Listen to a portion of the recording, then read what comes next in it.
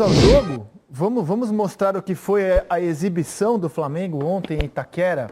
Como o gramado do Corinthians ajuda, inclusive, um time tão bom quanto esse do Flamengo a mostrar todo o seu potencial. Contigo, Lino. Rizek, eu não diria que eu vou discordar do PC, porque eu concordo com a abordagem dele. O Paulo César falava que o Flamengo não negocia resultado. Eu acho que o Flamengo não negocia 1-0.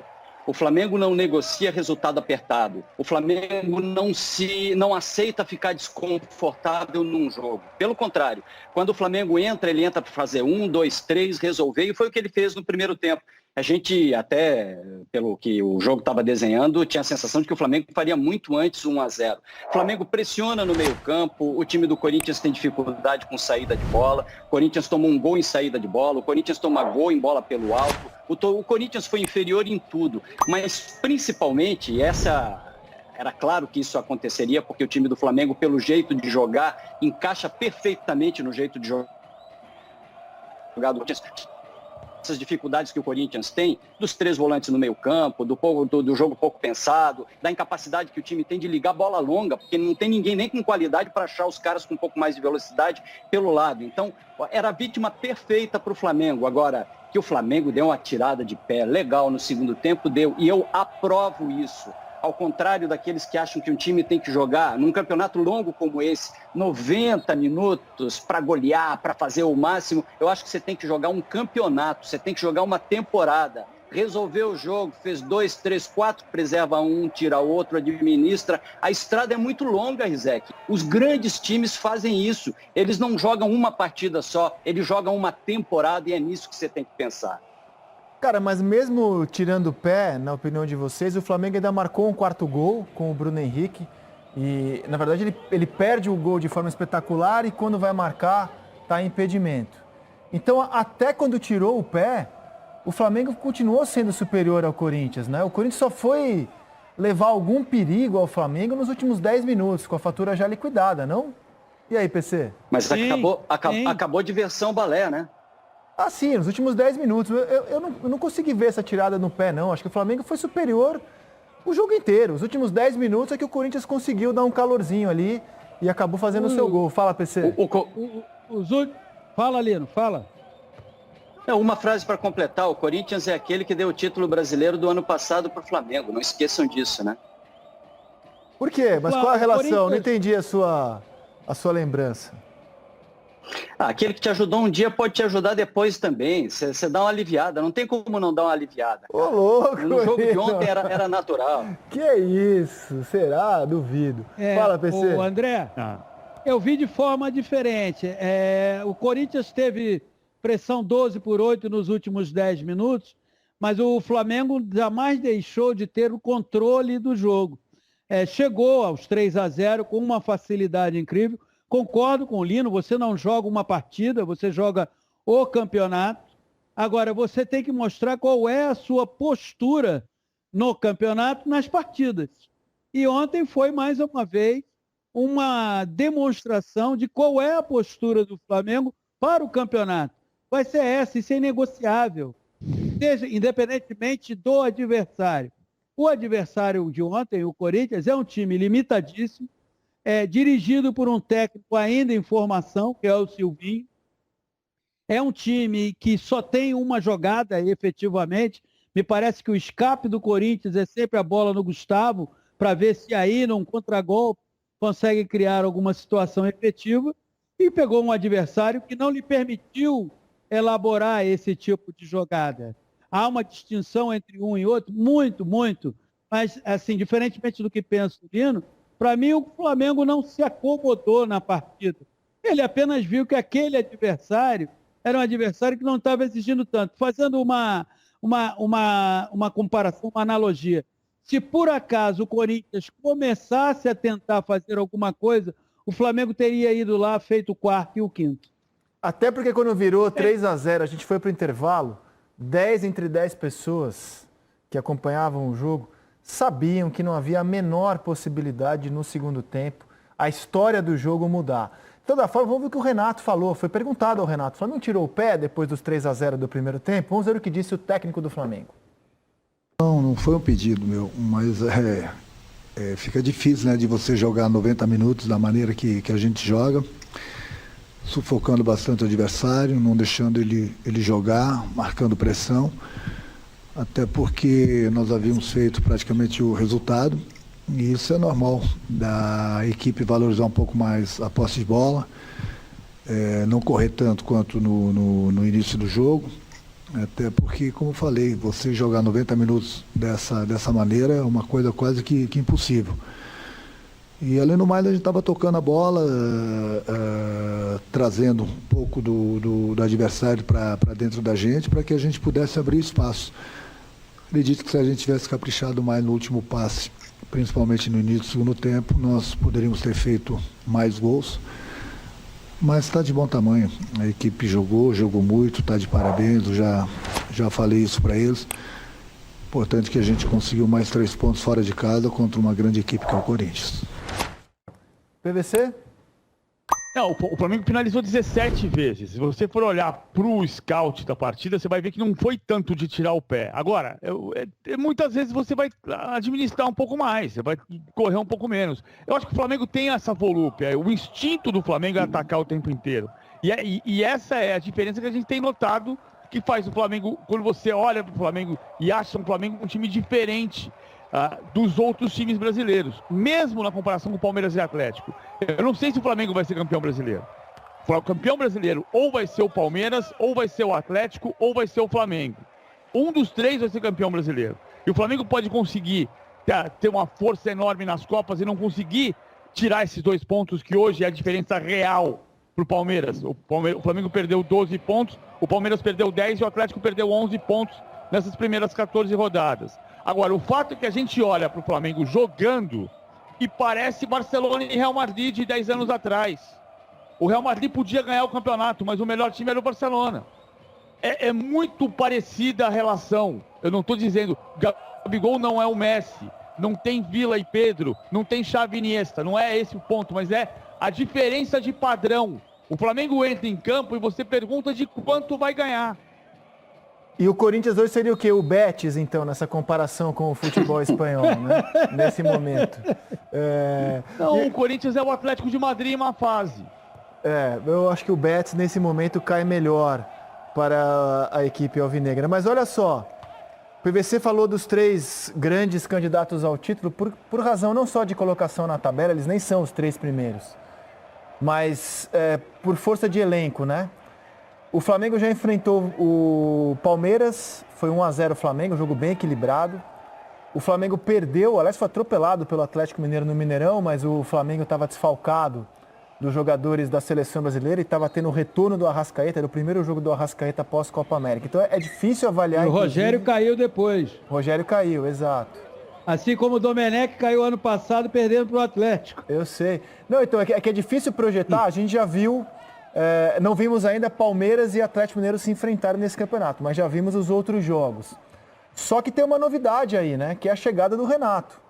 E como este Flamengo melhorou com o Renato, porque os 2 jogos que o Flamengo fez contra o Galo e contra o Palmeiras foram na era Rogério Ceni. Era de um título brasileiro, de um time muito forte, é o mesmo elenco, descontados os desfalques que o Flamengo tinha. Mas com o Renato a coisa melhorou. Inclusive, eu quero mostrar os números do quarteto fantástico do Flamengo com o Renato, né? O Gabigol, o Bruno Henrique, o Arrascaeta e de volta o Everton Ribeiro, porque ele jogou muito bem ontem. O Gabigol marcou 5 gols e deu 2 assistências em 6 jogos com o Renato.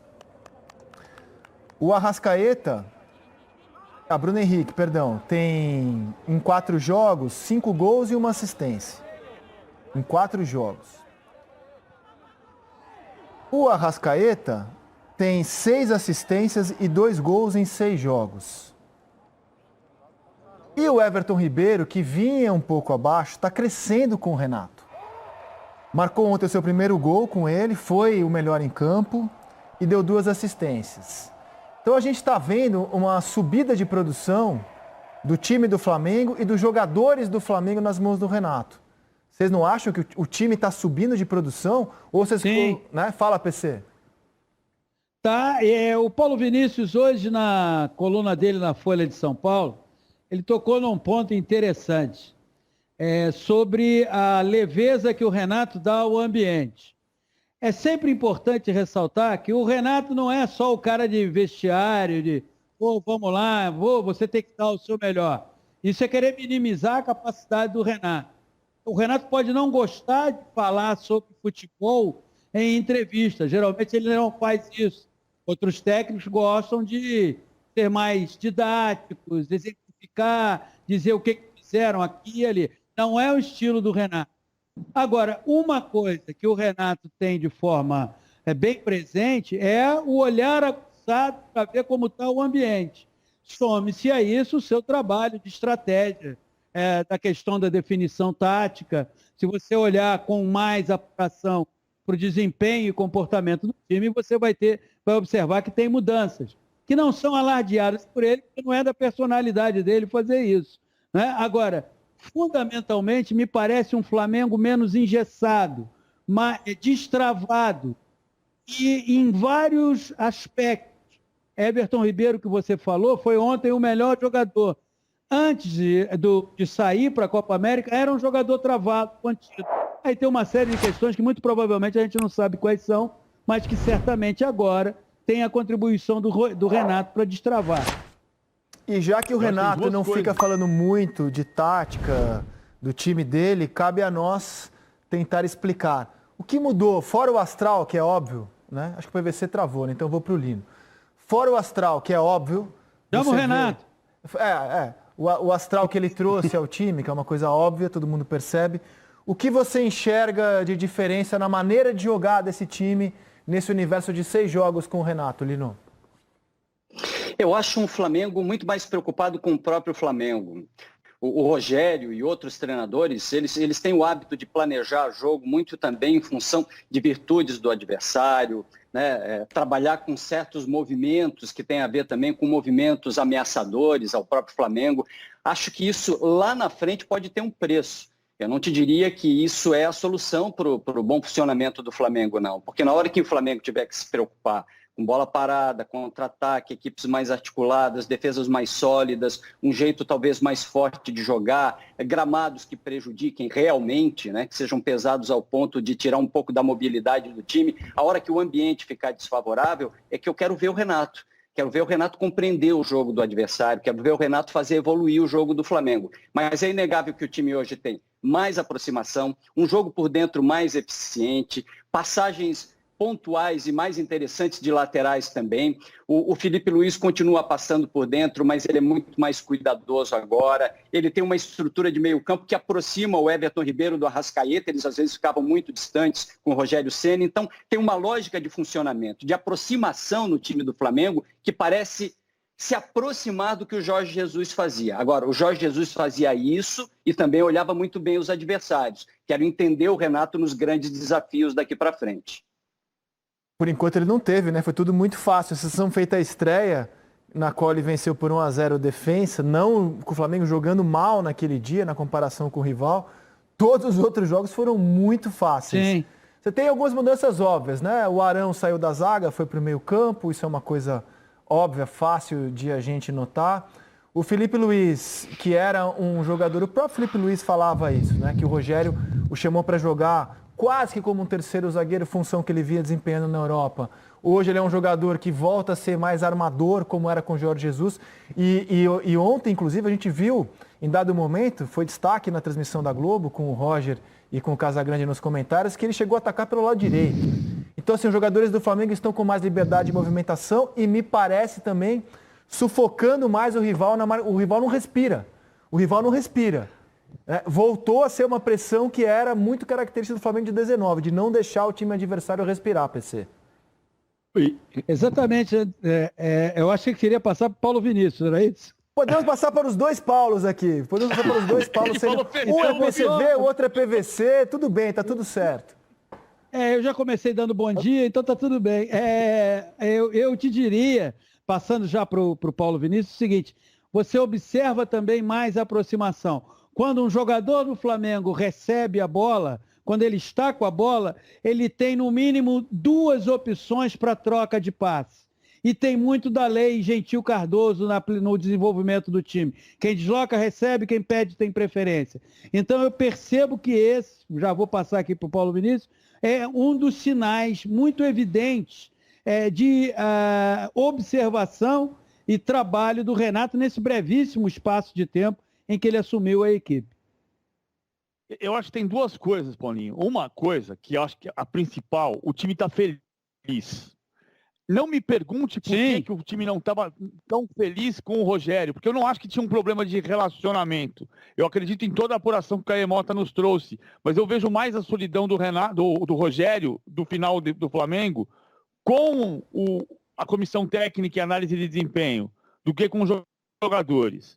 Isso aqui é a parte. O Renato nos faz rir. Ele nos faz rir, inclusive quando é politicamente incorreto. Você olha para o banco, os jogadores substituídos estão rindo na resenha com ele. O time está transpirando felicidade. Isso aqui é o ponto central. Quando você trabalha feliz, as coisas fluem melhor. Agora, taticamente, eu acho que tem uma mudança, tem algumas coisas que ele trouxe de volta, né? O time está marcando, pressionando mais pela faixa central. O Rogério pressionava muito na saída pelo lado. Então, a bola está explodindo menos na defesa, é a minha impressão. O segundo ponto, ele recuperou 2 coisas de como o Jorge Jesus fazia, porque o Renato apanhou de 5-0 pelo Grêmio contra o Flamengo. O William Arão está fazendo a saída de 3 por trás. E o Felipe Luiz está um pouquinho mais à frente. E o Isla está um passo atrás. Então, em vez daquele 3-2-5 com a bola, que na minha opinião prendia muito, engessava um pouco o Everton Ribeiro entre os meias, ele está fazendo um com a bola, não é sistema tático. O desenho vira um 3-3-4. Ou seja, o Gabigol e o Everton Ribeiro têm muito mais facilidade de fazer o movimento. Tem mais espaço. Com o Isla ataca. Mas o Isla ataca a partir de um passo atrás. Acho que isso criou um espaço para os 4 da frente. Semana passada a gente discutia se tinha virado um trio, e eu falei, achava que tinha que ter calma, porque o Everton Ribeiro ia crescer.